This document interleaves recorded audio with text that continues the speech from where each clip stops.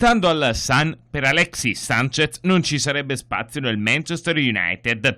Il tecnico dei Red Devils, Solskjaer, vuole sbarazzarsi dell'ex attaccante di Barcellona e Arsenal e avrebbe minacciato di retrocederlo nella squadra riserve se continuerà a rifiutare qualsiasi destinazione. In particolare lo United sarebbe disposto a cederlo alla Roma, che lo ha chiesto in prestito, assecondando anche la necessità dei giallorossi di un contributo all'ingaggio, visto che il trentenne cileno guadagna oltre 28 milioni di euro lordi a stagione.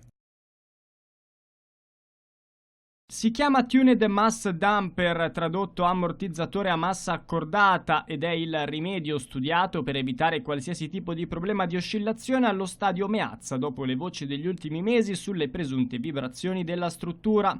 Per la prossima stagione il rischio sarà scongiurato dalla chiusura di 6 settori del terzo anello. Ci saranno circa 2000 posti in meno, ma la soluzione dovrebbe assicurare l'eliminazione del problema. In alternativa o in aggiunta alla chiusura, gli ammortizzatori. Verrebbero installate delle masse da 3 tonnellate sotto le travi che sorreggono il terzo anello dello stadio, che, muovendosi in senso opposto rispetto alla struttura, garantirebbero una riduzione drastica delle vibrazioni. Il costo si aggira intorno ai 2 milioni di euro e bisognerebbe attendere qualche mese per la loro fornitura, una soluzione che però sia Milan che Inter vorrebbero non prendere in considerazione, forti del fatto che tra pochi anni quello non sarà più il loro stadio.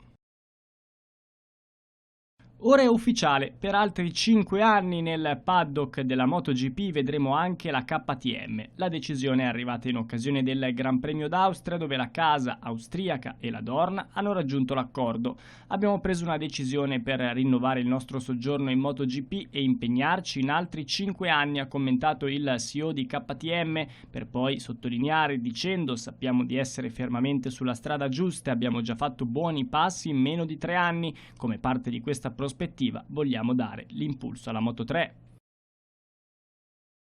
Accordo trovato e Gran Premio del Messico ancora nel calendario della Formula 1, mancava soltanto l'ufficialità, ora è arrivata. Nel corso di una conferenza stampa a Città del Messico, i vertici del Circus a 4 ruote hanno annunciato che l'appuntamento messicano sarà presente nel programma del massimo campionato fino al 2022.